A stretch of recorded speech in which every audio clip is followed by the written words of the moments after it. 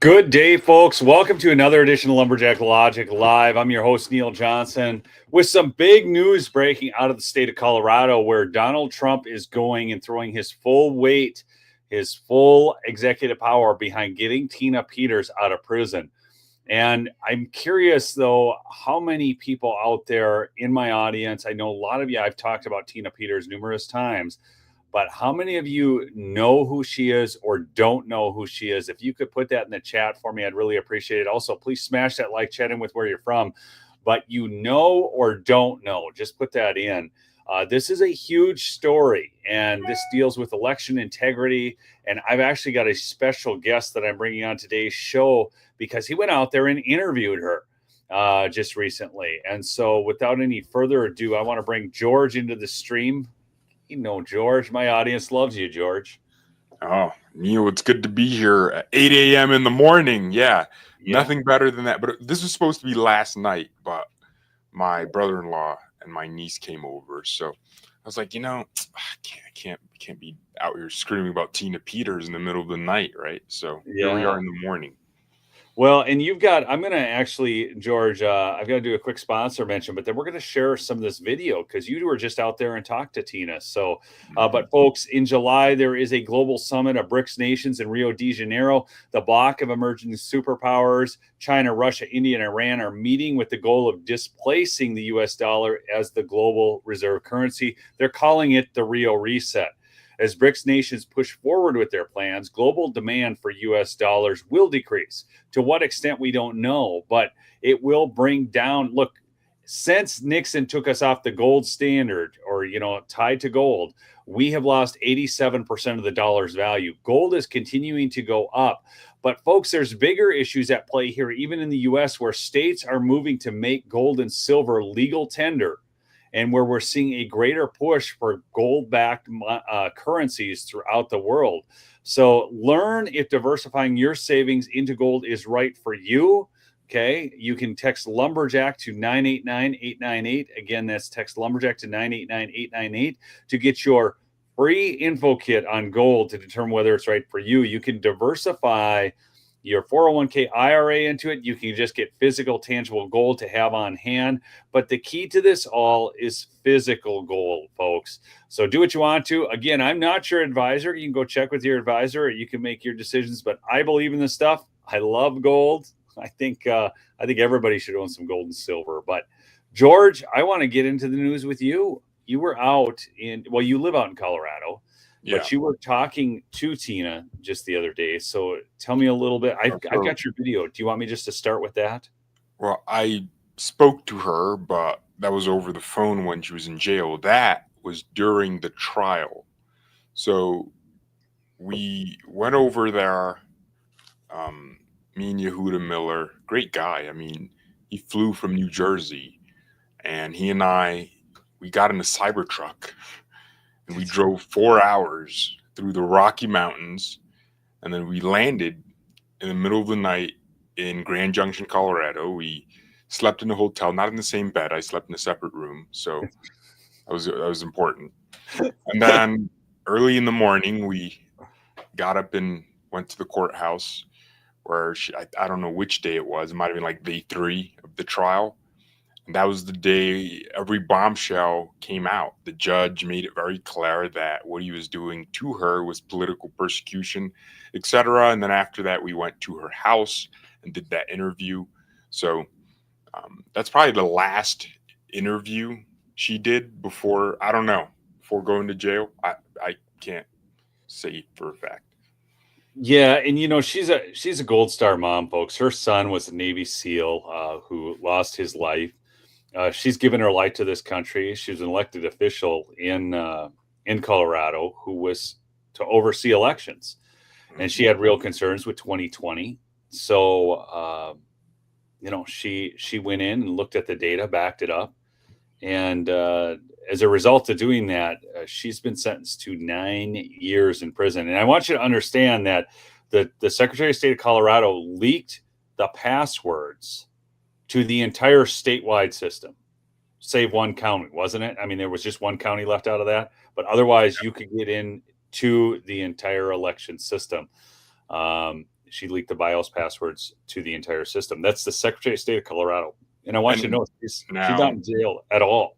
Yeah. And in fact, the opposite. She's going to be running for Attorney General. So she's going to be running to be the top law enforcement officer in the state after breaking just about every law in her tenure as Secretary of State. You can't make this up. And I'm sure. What experience, George? Just stop. Wait. I didn't even hear this yet. What the hell experience does she have to be an Attorney General?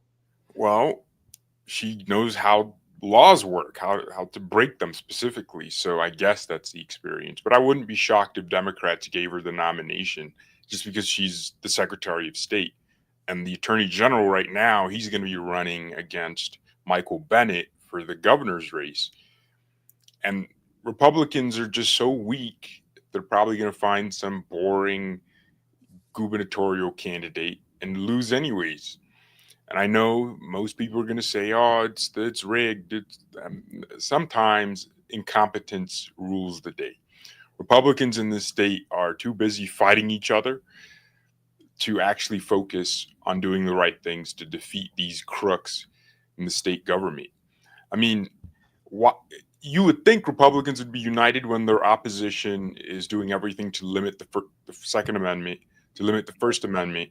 They're now banning parents from having consent over their children's decisions. It's wild, and you would think that would unite the Republican Party here, but it's fracturing it further because there's Republicans that are now like, "Oh, you know what? Let's just let anything happen. Let's concede on all the social issues and let's just be vessels of stupidity, but just on a lesser scale as the Democrats." It's weird. So she will run, and she'll probably end up getting it. That's the problem. Well, so Colorado used to be such a conservative state, and there's multiple things. I mean, Jenna Griswold, I will say this much, is one of the chief purveyors of election fraud in the nation. Okay, I mean it's bad. I mean, she really is. And what's really wild is how just ill prepared. That's why I just can't see her as Attorney General. But I mean, she's had some years, I guess, now in governance to learn how to be worse. But wild. I know you, like I said, you were out there with Yehuda Miller. I want to show that, but I'm going to bring this in first. This so here's what's happened right now, folks, is that Trump has directed Pam Bondi and the Department of Justice to do everything they can to get Tina out of jail. Now, you need to understand these are state level charges, not federal charges. So Trump cannot issue her a pardon. Everybody says, well, why doesn't Trump just issue a pardon? He does not. This is state charges, not federal charges. He can't just issue a pardon. Okay.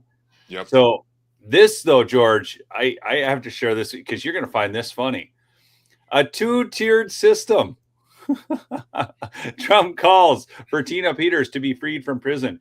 Tina Peters was sent to prison after acting on Trump's 2020 election lies.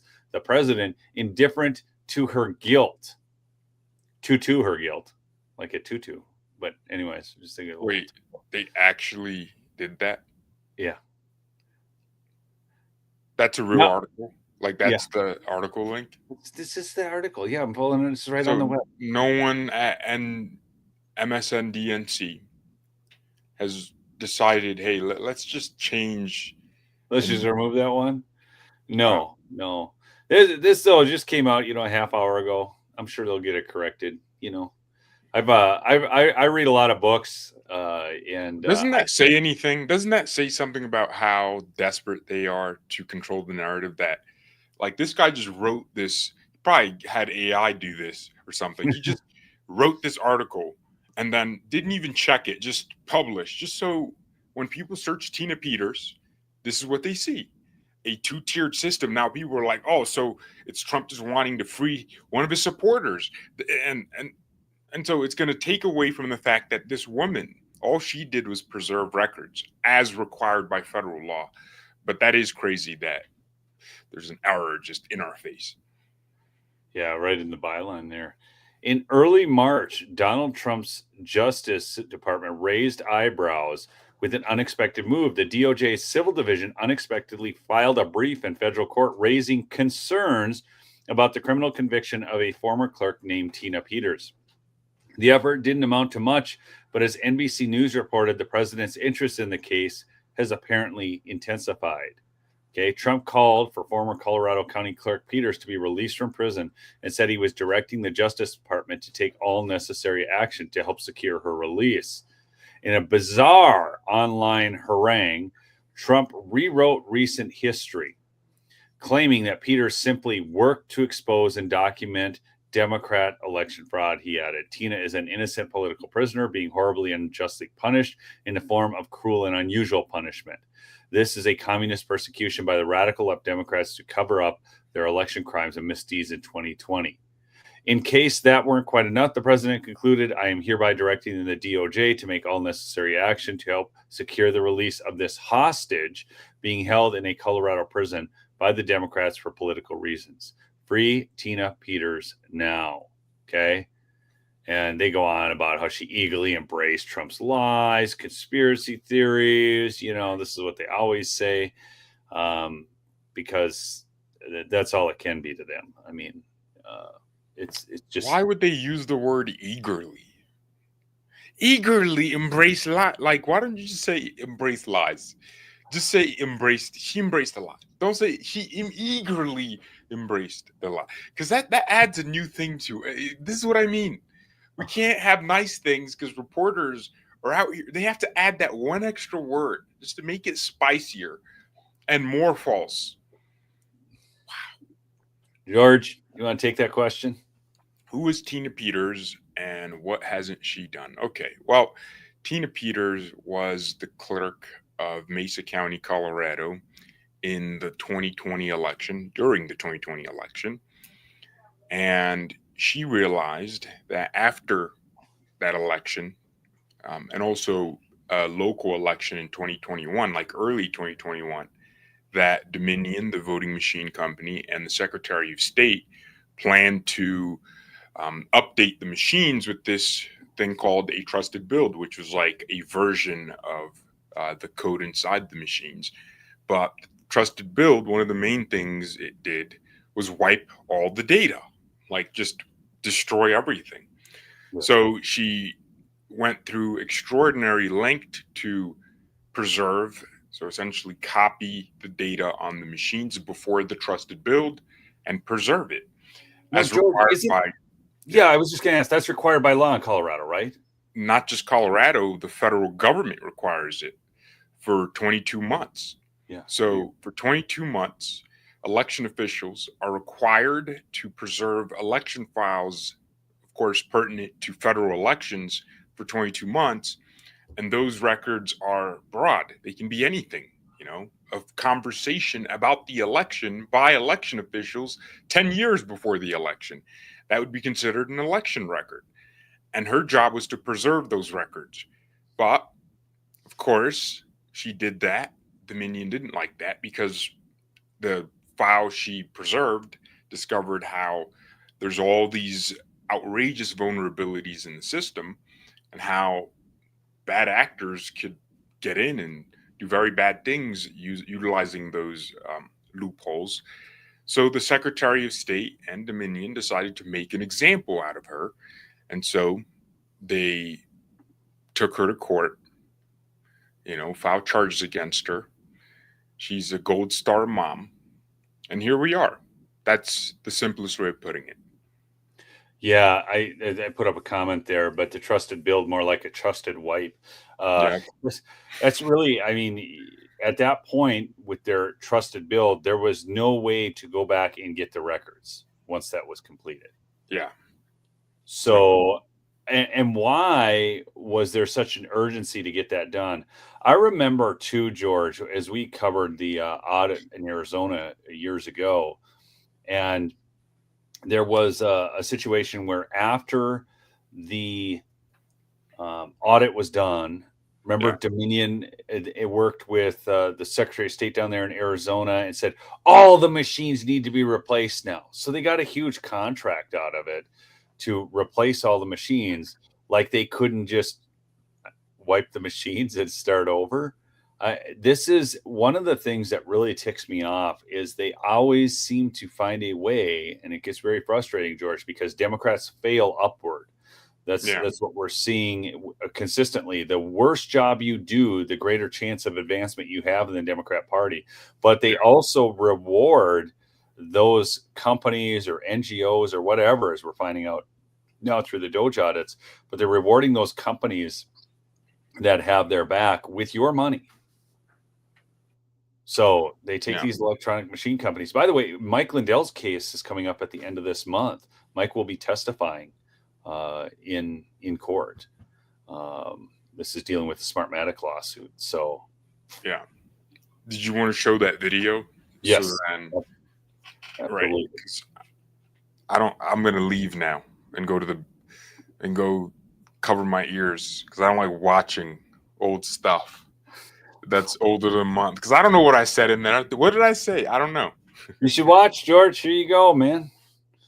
Let's see what we got. So we're here with Miss Tina Peters. I'm assuming that's not the new Apple ankle bracelet that you're wearing. What is that?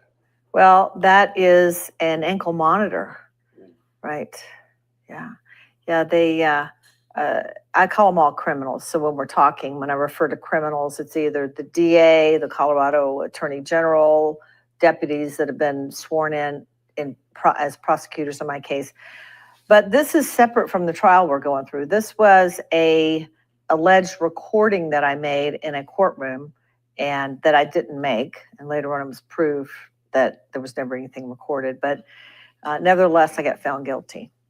So they said you were recording in the courtroom and you weren't. And so they slapped an ankle monitor on you to make you look like a criminal. Right. So, wow, that's crazy. Tell us what made you run for office originally. Right? For those who don't know your story, give us a little background or a little brief summary. And what are these pictures around us? Well, those are my son. So that was in Switzerland. He loved to jump off of anything high, bridges, buildings, whatever. So that was in Switzerland. This is in Afghanistan. He was a Navy SEAL and was tragically killed. And then I don't know if you can see that picture or not, but that is him wingsuiting and then parachuting. You see his fellow wingsuiter at -60 below in Aspen, Colorado. So he was quite the adventure. He was also involved in anti-human trafficking and ended up surprisingly having a double parachute failure, which is you're almost more likely to win the lottery than to have a double parachute failure, especially with almost 1,000 jumps that he had. So how did you go from being a Gold Star mom to say, hey, I want to run for office, I want to do something for my community, I want to give back? What happened? Well, in 2016, I was diagnosed with lung cancer.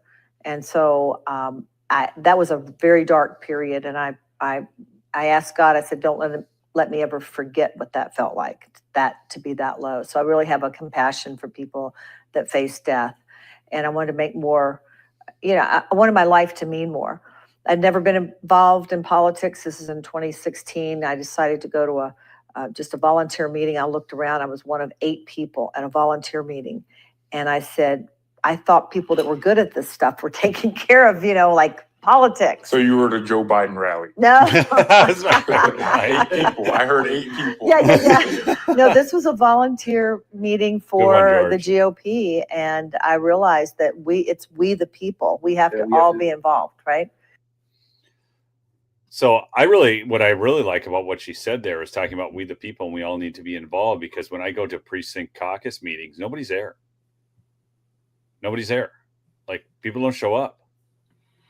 Well, Neil, my definition of involvement is kind of evolving, because I can kind of understand why people feel disillusioned, just disenfranchised by the GOP. Because what have these Republicans been doing in the last 4 months that Trump's been in office? We literally elected them to help us, to cut spending, to fund the swamp, and do all these things. And all we see them do is complete and total nonsense. They've sent 2 bills to Trump's desk Yeah, I know. since he got in office. The first one was the Laken Riley Act that said if an illegal immigrant is accused of a crime, they can be arrested, which is already what happens, right? And then they sent him the continuing resolution that continues Joe Biden's spending because they couldn't, work on an actual spending bill. And now all they do is just take vacations, take breaks, and go on Fox News and talk about how the Democrats are stopping everything and talk about how the Dems are going to El Salvador to meet criminals.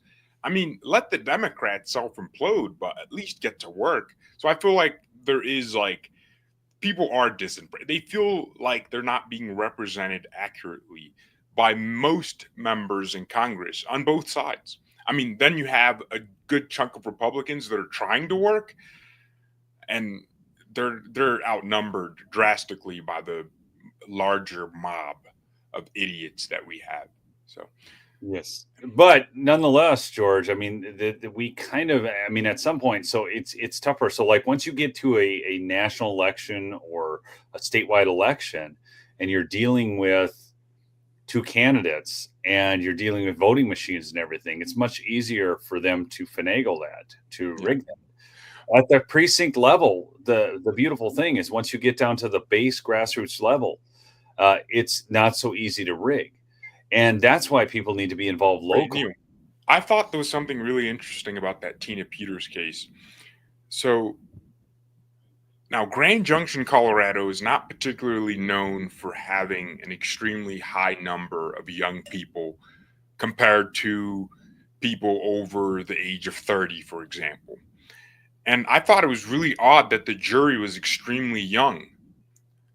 Now, I understand, there's a college there, Colorado Mesa University, but that should not be the reason why a jury of that nature in a case like this is incredibly young. The Constitution makes it very clear that you are essentially entitled to a jury of your peers. Tina Peters is not an 18-year-old white girl that goes to CMU. And what I thought the prosecution tried to do in jury selection was get as many clueless young people as possible because they know those young people are going to allow facts to run over their heads. And also, the older someone is, the more likely they are to be conservative in a place like Colorado. So they really deliberately pushed a bunch of young people on that jury. And you could tell they were young liberals. And all they had to hear was that Tina Peters was a Trump supporting conspiracy theorist. And it didn't matter what she did or what she didn't do because she was guilty off the bat. I don't know. I think that's one of the main examples of that trial being incredibly rigged because it's really hard to actually convict someone in this justice system unless you have evidence against them. And I think their main tactic was to rig the jury selection process. Who knows? I mean, when all the people show up for jury duty, what if they just made sure that as many young people as possible showed up in her courthouse, in her courtroom, and then to be selected? That would not surprise me. And then her lawyers don't really have a choice because all they have is a bunch of young people too. Because really all you need is one really smart person that sees her case to understand what's going on. And Tina, in that video that me and Yehuda did, said, reiterated that she's a Gold Star mom. And that was a good way for her to defend herself because these cases are really about public perception. I mean, the court says you shouldn't go and watch videos about the trial that you're on the jury for, but no jurist doesn't just not feel a sense of, I want to know who this person is. So yeah, the Gold Star mom angle was a really important one because that's just the fact. She's a Gold Star mom. And that was to, make her relatable to the jury and also give them an image of her that wasn't this monster that was just creepily moving behind the scenes to disenfranchise their vote or whatever. So the fact that didn't even seem to penetrate in the jury's mind tells me they were all college liberals mostly. I think there was one person there that might have been 40 years old that I remember.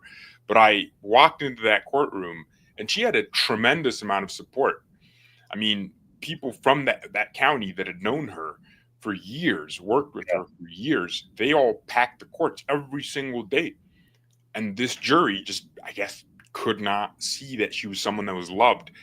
And the voters that put her in office were happy to see her do what she did. And that's kind of like one of the points in a criminal case is about intention. Like if you accidentally committed a felony, you might get off with it.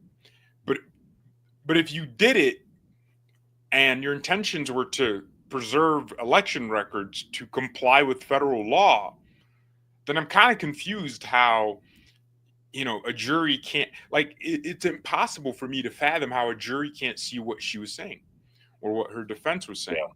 And then here's what I thought was really interesting. This judge that was sitting there, of course, he made it very clear that he wanted to make an example out of her, hence the 9 years in jail. Yes. But whenever Tina's defense wanted to bring up the fact that Dominion and the Secretary of State were caught in communications about how they were going to essentially get her and make an example out of her, essentially a conspiracy against Tina Peters, the judge was like, even if there was evidence of a conspiracy, it wouldn't change anything about the case. But of course it would, because if the two parties pertinent to this case, the machine she was preserving and the election officer in the state were conspiring to damage her reputation, then of course it would change the case, because the prosecution would therefore be invalidated. So I think there's two things the Trump DOJ can do to get her out of prison. They can't really pardon her because it's a state case, but they can threaten to withhold funds from the DOJ, like DOJ grants to the state of Colorado. And money still talks in a lot of things like this. Will the Colorado Judicial Attorney General's office be willing to, lose millions just because of Tina Peters? I don't know yet. Also, Trump could pressure the governor to say, hey, look, man, if you want to run in 2028, your state doesn't really like you because, you're already a homo, right? And first gay governor in the country. If you really want to be like the first good gay governor ever, just pardon Tina Peters. That could be an angle. And you get a governor that pardons her and makes himself look like the superhero, because he certainly would. He would look like, oh my gosh, wow, this guy actually did the right thing. We didn't think he could do the right thing. He did it. So you could get the governor to do that, or you could open an investigation into Dominion and conclude that Tina's report was indeed incriminating against the voting machine company, in which case her case and what she did is now evidence, and she becomes like a federal protected whistleblower of some sort, and she has to come out of prison. There's a billion different ways, and I think Trump telling the DOJ to do whatever they can, whatever is in their power to free her. The DOJ has a lot of power and jurisdiction, and they can find a way. They can. Yeah, this is kind of like I don't want to use that word, but I would say this is one of the big justice issues of our time.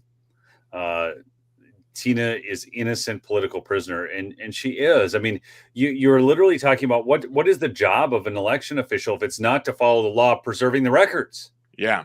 I mean, if we're supposed to preserve election records, folks, do you get this? If we're supposed to preserve election records for 22 months, and a company is going to come in and wipe that out doing their trusted build, would it not behoove her to back that all up and preserve that election data? Yes or no in the chat. Do you guys all get what this is? I mean, we're literally talking about preserving election records, and they're saying, oh, well, she let somebody in there, to go to the system, and well, the Secretary of State of Colorado leaked the BIOS passwords for the entire system statewide. I don't think people really understand how outrageous that is for the password to be posted on a web page. And then people were like, well, on the left, of course, because no one in this audience, in your audience, Neil, thinks like this. They don't think, oh yeah, it's no big deal because no one saw the webpage. No one would have known about the webpage. No big deal. Do people not realize on the left that there are hackers that they literally have bots crawling and just getting every piece of information from the government? And if there's a leak, a password of some sort, username of some sort, that's what they use to penetrate government systems. And they just use those bots forever, hoping one day the government slips up. And if they slip up, they get into that government system and they hack and steal whatever money or do whatever they want to do. Hackers are doing that. And then there are other hackers paying for information. If you have a hacker that has like these bots, these crawlers just waiting on every government's page, just finding whatever new web page they create, and they discover the passwords to the entire election system, that information can easily end up in the wrong hands. It was actually a miracle that we got that before the election, that there was a leak. And also, someone discovered the leak, that someone who was watching out for, like looking out just to see, just in case they don't leak it. Someone had to be paying attention. So it's not like, we got it because the Secretary of State was like, hey guys, we leaked it. Sorry. Yeah, it was actually up for like 4 weeks, but it was an accident. No, someone watching out on the website, a good actor found that and just gave the information to some people, and gave it to the Colorado Republican Party, and they messaged me and they were like, there's a leak. And then I was like, really? And then I write the story and I'm thinking, I might be wrong here. And then everyone just realizes, oh, it's true. It's actually true. And then she didn't resign. That's the crazy thing. No, not only did she not resign, she got what's the word? Defiant about it. Yeah, she made it seem like she was again, the safest election in history. But I can't fathom it. That's like how they portray Signalgate, right? How they say it was this event that they shared national security information, and really, Signalgate was just administration officials and some of their staffers in a group talking about things they would talk about in person anyways. But they did it over Signal, which is encrypted. Yes. And then they somehow added a reporter. Glad Mike Waltz got fired. I don't think he should be UN ambassador, though. I mean, he messed up once. Although UN ambassador is one of the most benign positions in the federal government. Yeah, I was really excited to see Elise Stefanik go into that role, because I was like, man, yeah, she just does nothing for 4 years. What is I don't even know what the UN does, like, on a realistic level, except encroach on country sovereignty. I want to know something, George. I want to ask you a question. So we see this problem here with Tina Peters, and obviously she was unjustly prosecuted. Yeah. So we've got that. We've got like a whole series of documented crimes. I've got, right here, George. Okay, now I understand people could say, well, Hunter got a pardon. Okay, so fine. So Hunter got. Do you know how many people are named in this? Okay, so are we going to see? This is what everybody wants to know, because the kind of accountability I want is not people just losing their jobs anymore. Yeah. We actually need real prosecutions. And I was really excited when the Wisconsin judge got arrested and the New Mexico judge got arrested. But the question is, are we going to see the high-level prosecutions we want, George? What do you think? Well, I suspect that you already kind of know what I'm about to say here. Well, look, I think it was yesterday or the day before, Elon Musk was on an interview and said 100,000 government employees applied for unemployment benefits. Now, that would kind of be odd if someone employed applied for unemployment benefits and got it, 100,000 government employees. Well, arrest them, put them in jail, give them a huge fine if you don't want to put them in jail, because 100,000 people is a lot of people to put in that prison system. It actually cost you more than what they stole. But do something. Give them accountability. Don't just give them a warning. Don't just fire them. Do something important. that reminds them that the government still has the power to enforce the laws and make sure we live in a fair and simple society. So I think things like that we need to take care of. Like Pam Bondi needs to get on that. Like 100,000 people defrauded the government, charge all of them. I don't care how long it takes, charge all of them. And then At least recover all the money. Right. At least recover the money. At least force them to pay back what they stole. If it wasn't too much money, I still force them to pay back what they stole. It shouldn't be hard because it wasn't too much money. And then when it comes to those grander scale prosecutions, those need to be taken seriously. Now, no one voting for Trump in 2024, November 5th, thought, oh gosh, this guy's going to go in and not prosecute some of his political enemies. We all voted for him with that in the back of our heads because they prosecuted him for like 8 years straight. Exactly. So we were all like, you know what? Let's let him just have it. Let's let him get back in there and get his revenge. Most people voting for Trump knew there was the possibility of him arresting all his political opponents. So whether we want to say it out loud or not, we kind of did vote for him to go back in there and prosecute the people that have been prosecuting him. We do kind of want to see an eye for an eye situation here. But the difference is Trump didn't commit crimes. They committed crimes. They made up Russia hoax. They did that garbage. They spied on his campaign and on him as a president. They committed treason in various ways. Mark Milley went and told China about what Trump's plans were. Why aren't we prosecuting General Milley? Why is he still General Milley? Why? Totally treasonous. That's totally treasonous. You can't do that. You can't go behind the president. That's the nature of your job as a Joint Chief of Staff. You adhere to the Commander-in-Chief's demands. If the Commander-in-Chief says, I want you to get ready to go to war with a country, even though Congress hasn't declared war on that country, he's your Commander-in-Chief. You're supposed to do what you're told. You're supposed to say, yes, sir, and give him the salute. And we get him going to China instead and admitting it in a book, admitting it. That's the worst part. He admitted his treason. And he's just walking around free, probably giving speeches at these institutions in Washington, D.C., making hundreds of thousands of dollars every single year. And the question is, if we can't prosecute someone who admits their criminality, who are we going to prosecute? Are we going to prosecute the people that were going on islands in JE's jets? Yeah. We're going to prosecute, Ghislaine Maxwell's customers. Are we going to do that? Because if we don't, then we are, in effect, contributing to a lawless society. Yes. And so I'm optimistic, but I'm also really, really not like putting my hopes that the DOJ, I don't know. I want to, we of course, George, we've been at this a little while now, and we followed Cash Patel through the years, right? Yeah. We wanted to believe that once Cash got there, we would see these prosecutions, that, Museum of the Deep State, all of this. And I'm not ready to throw Cash under the bus. I'm not throwing Dan under the bus. I'm not even throwing Bondi under the bus yet. I understand that it takes time to put cases together, and I do want Loctite cases. But I had Professor Clements on. And one thing he said, and I believe he's right on this, he said, I'm not too worried about there's not prosecutions yet, but he said, if we don't have real high-level prosecutions by the time September rolls around, I'm concerned.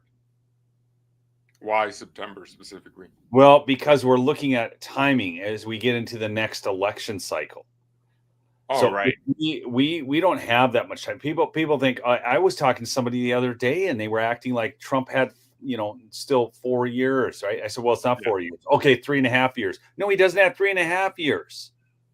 I mean, we're going to 18 months, basically. Yeah, 18 months. And actually you have less time than that, because what you need is for the political or for the prosecutions to actually play out, so they can't be called political prosecutions. We need enough evidence to show that there's actual crimes being committed to the people out there in normie land, okay, who just sit there and watch Fox News all the time and don't actually dig into the details like we're dealing with on a daily basis, looking at all this stuff, and who didn't dig into 2020 like we did, didn't dig into 2022 like we did, and on it goes. So if we don't have actual prosecutions by the time, and I agreed with him, I actually think he's right on kind of the timeline of that, George. It's the same thing with deportations, right?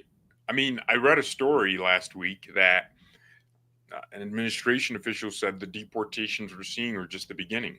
Actually, I don't like that. I think we should have just gone full on 100%, like round up.